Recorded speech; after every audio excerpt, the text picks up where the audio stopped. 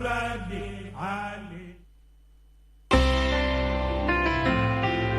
الله الرحمن الرحيم لا إله إلا الله لا إله إلا أنت الله أكبر الحمد لله.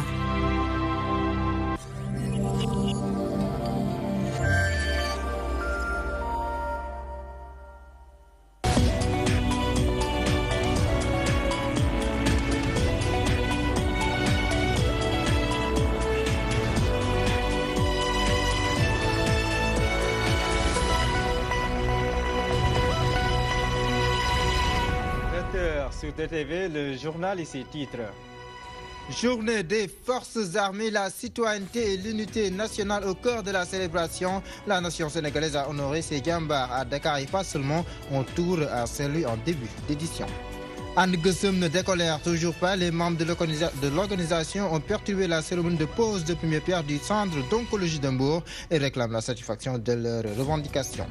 Des revendications, les dockers n'en manquent pas. Ils exigent de meilleures conditions de travail. Ils disent en avoir assez des retards de salaire et plaident pour la revalorisation de leur métier. L'idée fait débat alors qu'elle est en phase de matérialisation. Le permis numérisé ne fait pas l'unanimité des chauffeurs. Estiment que c'est juste un moyen pour instaurer le permis à points. Ils prônent une démarche plus inclusive à voir dans cette édition.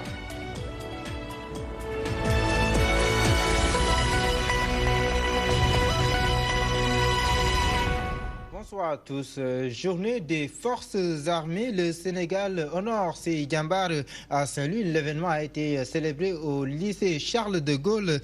Une véritable communion autour du concept armée-nation. Sur place, la communauté éducative de plus de 3000 étudiants a salué le haut sens du patriotisme et de la citoyenneté des défenseurs de la nation. À Saint-Louis, nous retrouvons notre correspondant sur place, Kambi Diagne. À Saint-Louis, la journée des forces armées du Sénégal a choisi le lycée parrainé par le général des forces armées françaises, Charles de Gaulle, pour vulgariser le concept armée-nation. Nous commençons vraiment par remercier très sincèrement l'armée qui a bien voulu déplacer cette cérémonie-là dans un lycée qui porte le nom du général Charles de Gaulle. Les enseignements au niveau du lycée Charles de Gaulle en matière d'éducation civique. C'est une discipline qui revalorise un peu le passé. Voilà, le passé, c'est-à-dire cela rappelle les valeurs cardinales qui ont fondé cette nation. Les enseignements des valeurs républicaines et les valeurs civiques qui sont les fondements de tout développement d'une nation. Le général Charles de Gaulle avait appelé à la résistance le 18 juin 1940 lorsque l'Allemagne nazie avait occupé la France. Voilà un acte citoyen.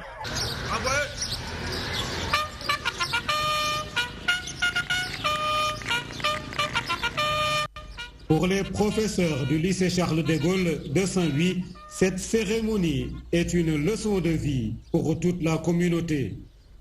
Cette journée, elle marque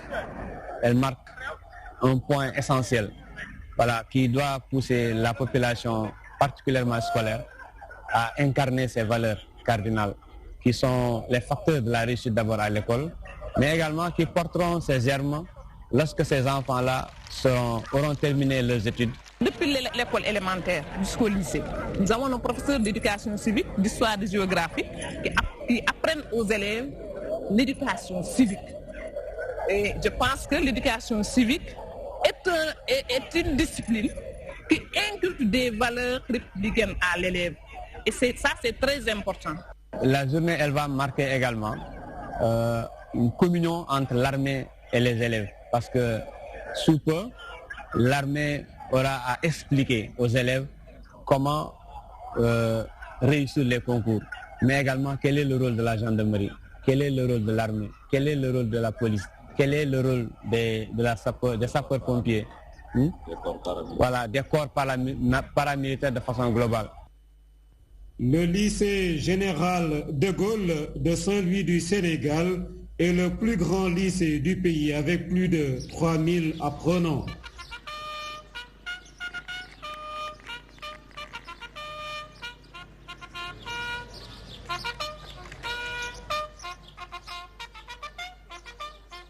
La réinsertion sociale des militaires et paramilitaires, une préoccupation de l'amicale du contingent 1981-3. Aujourd'hui, cette amicale veut aider ses membres à travers un GIE. L'organisation veut aussi inciter les jeunes à épouser une carrière militaire. Plus de détails dans cet élément de Naï Fatimlo. En 1981, ils avaient décidé d'intégrer l'armée volontairement. 38 ans après, ils se reforment autour d'une amicale et prônent la réinsertion sociale des militaires et paramilitaires. À travers un GIE, l'amicale les aide à avoir une vie active. Travailler sur cette réinsertion, c'est le but du GIE qu'on a créé. Le GIE a diverses activités comme le commerce, la sécurité, le gardiennage, la vente, toute forme le transport et toutes sortes d'activités réglementées. Et le ministère des Forces armées ont mis en place un service de réinsertion des anciens militaires. Mais la majeure partie de ces anciens militaires sont des retraités de guerre ou des mutilés de guerre ou tout ça. On essaie de les réinsérer. Aujourd'hui, nous, ce qu'on veut, c'est pas être un parallèle, c'est être un parallèle par rapport à ces organisations, pas prendre leur place. Cette randonnée pédestre coïncide avec la journée mondiale des forces armées. Aujourd'hui, le contingent 1981-3 veut diligenter les jeunes à aller vers une carrière militaire afin qu'ils aient davantage une assise morale. Nous aussi, nous avons un rôle, même en étant à la retraite, un rôle de patriotisme, d'inculquer cette éducation qu'on a reçue au niveau de l'armée à nos enfants. Bien de nous ne sommes plus, moi je ne suis pas un militaire depuis 38 ans, mais j'ai gardé cet esprit-là, ça me permet d'évoluer dans la société. Il est impératif aujourd'hui de pousser les jeunes à aller dans l'armée et avoir cette éducation de base-là qu'on a perdue dans la famille. Tous pour un, c'est le credo de cette amicale qui se bat pour offrir un meilleur avenir à leurs camarades retraités. D'autres activités comptent être organisées pour mieux faire connaître l'amicale 1981-3.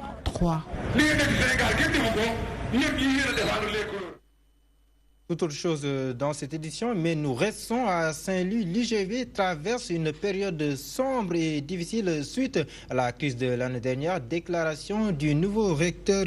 Le rectorat avait perdu tous ses archives et équipements. L'approvisionnement en eau n'est pas encore effectif. Suivons les explications du recteur Ousmane Kari au micro de Gambi Diagne. Nous avons perdu toutes les archives. Ce saccage a entraîné aussi beaucoup de dégâts sur le plan des équipements. Parce qu'au rectorat, nous avions tout perdu. Par rapport aussi à l'Internet, à les problèmes de connectivité, des problèmes de connexion que nous avons à l'université Gaston Berger de Saint-Louis. Par rapport à la SONES, ça aussi c'est des choses importantes qu'il faut dire. Nous avons reçu, c'est ce matin que j'ai reçu d'ailleurs l'attribution provisoire pour l'université Gaston Berger de Saint-Louis, par rapport au château d'eau qui va être construit au niveau du campus social, pour régler les problèmes d'eau au niveau du campus. Quand vous prenez l'université Gaston Berger de Saint-Louis aujourd'hui, l'université Osier compte 11 302 étudiants exactement. Nous avons 533 étudiants étrangers, 23 nationalités qui sont là. Nous traversons une période sombre, nous traversons une période difficile. Si nous arrivons à régler ce défi pédagogique, si nous arrivons à avoir un calendrier académique normal, beaucoup d'autres problèmes qui sont connexes à ce problème-là ne seront plus, on n'en parlera plus à l'université Gaston Berger de Saint-Louis. Rendons-nous à Mour. Le département va abriter la deuxième unité d'oncologie du Sénégal. Le centre va accueillir des enfants atteints du cancer des autres régions. Selon le directeur de cabinet du ministre de la Santé, il a procédé à la pose de la première pierre de l'infrastructure. Dr Aloïse Wali Diouf est avec notre correspondant à Mour, Mamoudou Diop. Nous l'écoutons. Créer un deuxième centre d'oncologie pédiatrique au Sénégal devient un besoin indispensable pour les enfants et leurs parents.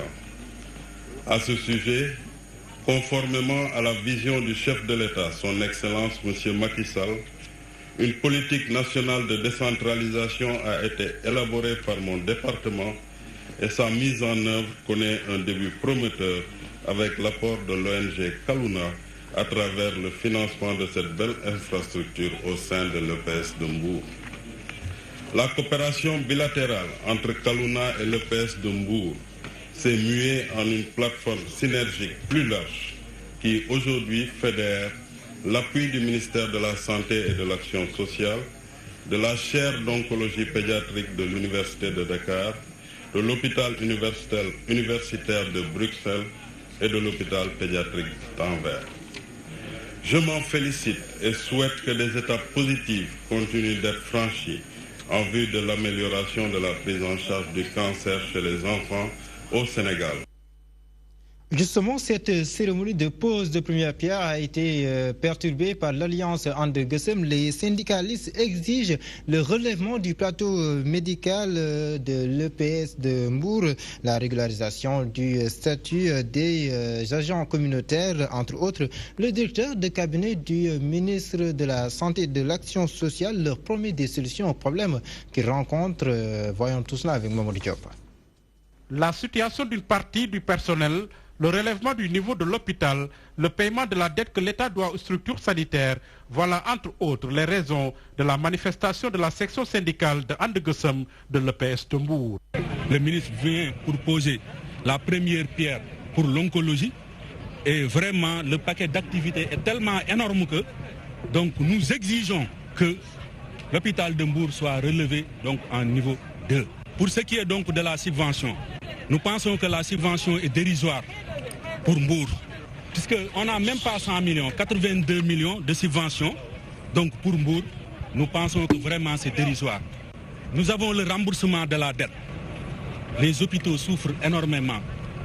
Donc pour les gratuits. Pour manifester leur colère et leur désarroi, les syndicalistes ont bloqué à la porte de l'hôpital la délégation du ministère de la Santé venue à Mbour pour poser la première pierre de l'unité d'oncologie de l'hôpital. Nous demandons aussi des négociations sérieuses sur le régime indemnitaire, donc pour le And-Gueusseum. Nous ne pouvons pas concevoir que l'État nous dise d'attendre l'audit du système de rémunération de la fonction publique. On était d'accord sur le principe, l'audit est fait, nous avons vu les écarts. On a convoqué le And-Gueusseum à Saly, des conclusions ont été retenues.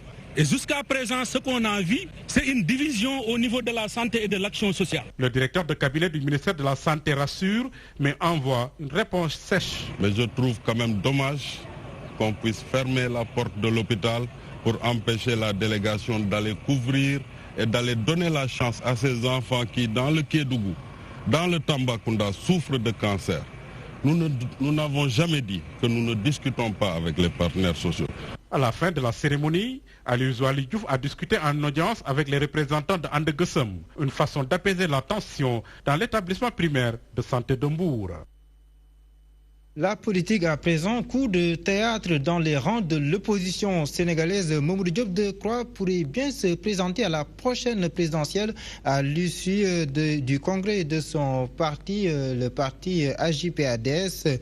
Le porte-parole du Front de résistance nationale l'a fait savoir à Mbacké. Il présidait un meeting de son parti, je vous le disais, à Mbacké. Nous rejoignons notre correspondant sur place, El Modou Gueye. Deux surprises ont marqué la venue de Mamadou Diop Decroix à Mbacké.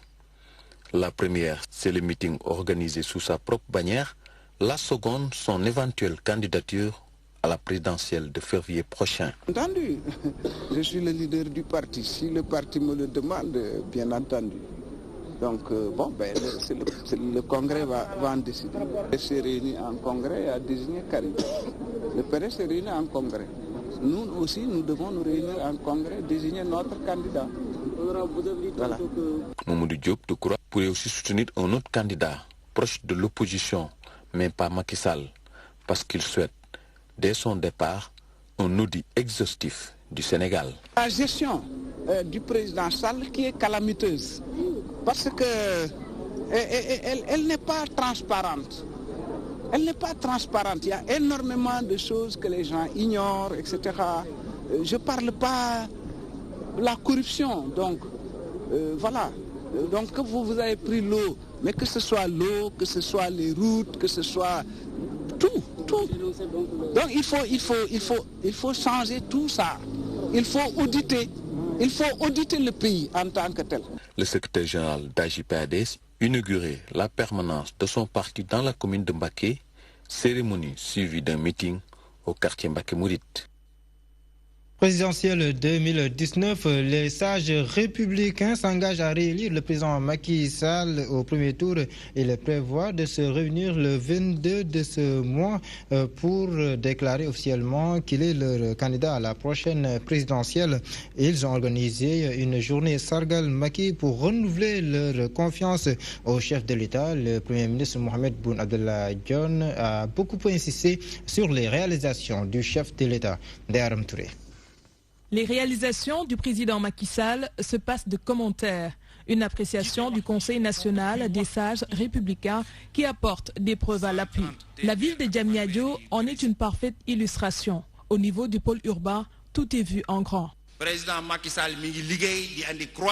président Macky Sall est en train d'abattre un travail titanesque. Et cela se voit sur la bonne croissance économique du pays. Le pays se porte bien. Il ne faut jamais voir les choses d'un mauvais œil. Celui qui veut une tonne de ciment a la possibilité de l'avoir à bon prix. Nous avons au Sénégal 3 cimenteries qui fonctionnent jour et nuit. Elles fonctionnent selon les besoins de la population. Cette journée Mac Sargal Macky, initiée par les sages républicains, vise à rendre un vibrant hommage au chef de file de l'APR. Le Premier ministre soutient que ces derniers ont raison de faire confiance au chef de l'État. Vous avez vu en lui le candidat parmi les autres candidats, le seul à même de relever l'ensemble des défis relatifs à une amélioration durable des conditions de vie des Sénégalaises et des Sénégalais. Le bilan à lui seul suffit à le faire réélire pour un second mandat de 5 ans. Vous avez été le fer de lance qui a permis à son gouvernement et à lui-même d'impulser une dynamique de croissance économique endogène, intégrée et soutenue pour réduire les inégalités d'accès aux services sociaux de base entre le monde rural et les villes.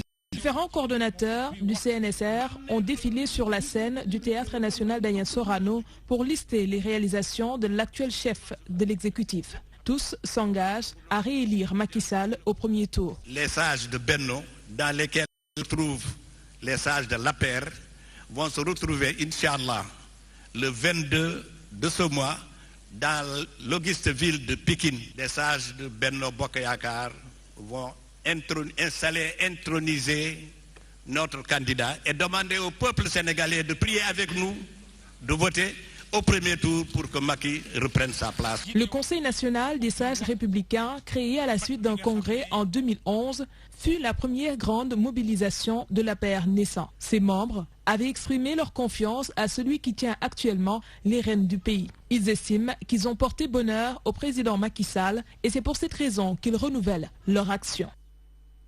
Pendant ce temps, la Fédération nationale des arabophones de Benno Bokk-Yakaar respecte, elle déplore un manque de considération et pointe du doigt le président de la République. Ces mécontents menacent de quitter la coalition au pouvoir si elle n'obtient pas gain de cause. S'il n'obtient pas ces mécontents gain de cause, c'est un compte rendu de Penda Badji. La Fédération nationale des arabophones de Benno Bokk-Yakaar fustige le manque de considération dont ils sont victimes au sein du parti depuis plus de 5 ans.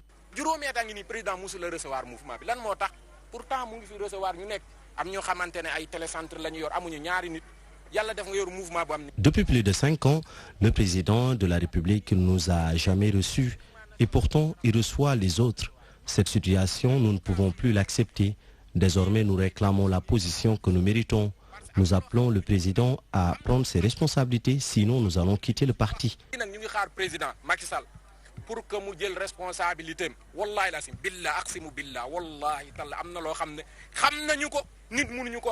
Toutefois, ils sont revenus sur les réalisations qu'ils ont accomplies avec le président Macky Sall. Cependant, ils menacent de boycotter l'élection présidentielle si le congrès d'investiture de leur candidat prévu le 1er décembre prochain se tient sans eux.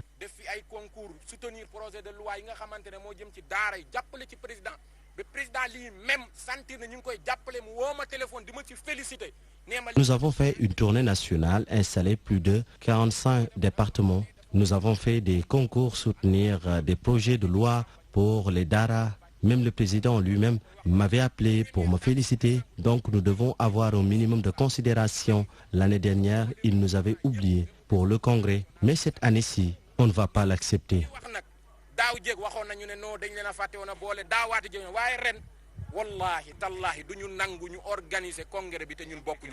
Les arabophones très en colère contre le président Macky Sall. Ainsi, ils demandent plus de considération et menacent de quitter le parti et dans le cas échéant, une alliance avec l'opposition n'est pas à exclure.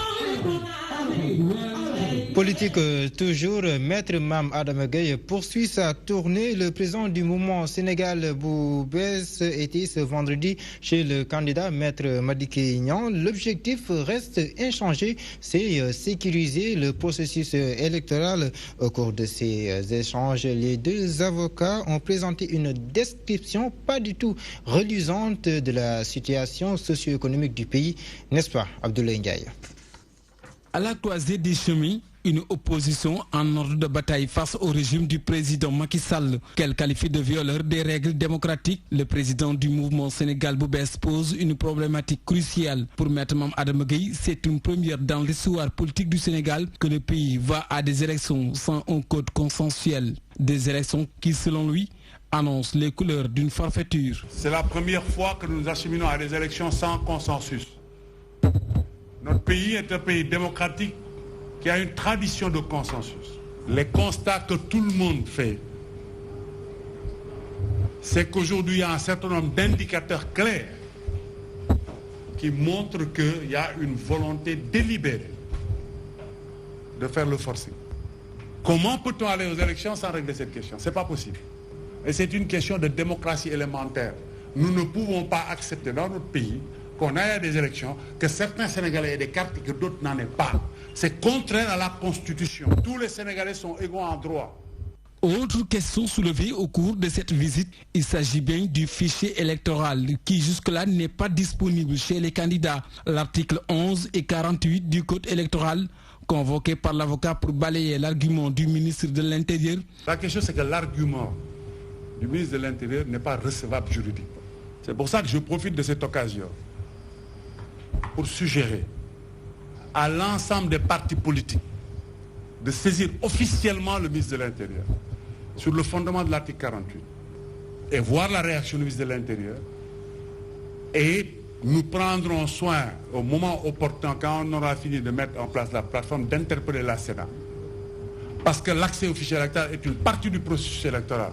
Le président Maître Madické Niang n'a pas accueilli son collègue avec une sourde oreille. L'ancien ministre de la Justice, Wade, adhère sans réserve à la démarche de Maître Mame Adama Gueye sur son combat de dénoncer le changement des règles du jeu démocratique, notamment avec l'instauration du parrainage qui déjà ne fait pas tache d'huile. J'adhère totalement à cela.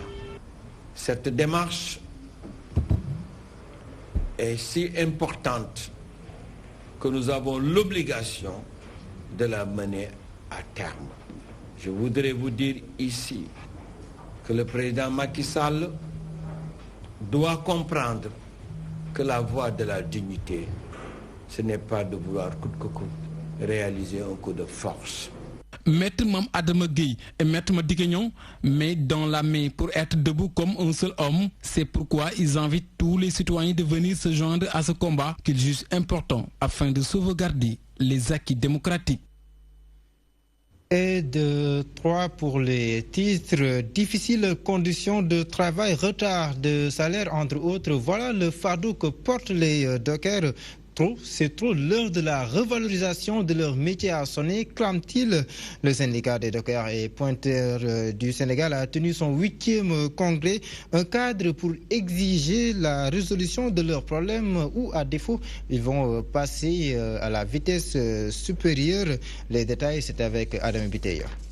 La régularité du paiement des salaires, le changement de la catégorie des dockers occasionnels, la formation des travailleurs, entre autres, sont les préoccupations de leur syndicat. C'est d'ailleurs ce qui justifie le choix du thème de leur 8e congrès, à savoir revalorisation du métier docker, les impliquant dans tout processus ou réforme en métier portuaire. On travaille, mais on a des arriérés de salaire, des problèmes de soins médicaux, de tenue. Entre autres, la construction du nouveau port doit être un prétexte pour que le directeur général du port règle notre situation. Leur secrétaire général demande au directeur général du port d'organiser des assises pour trouver des solutions à leurs problèmes.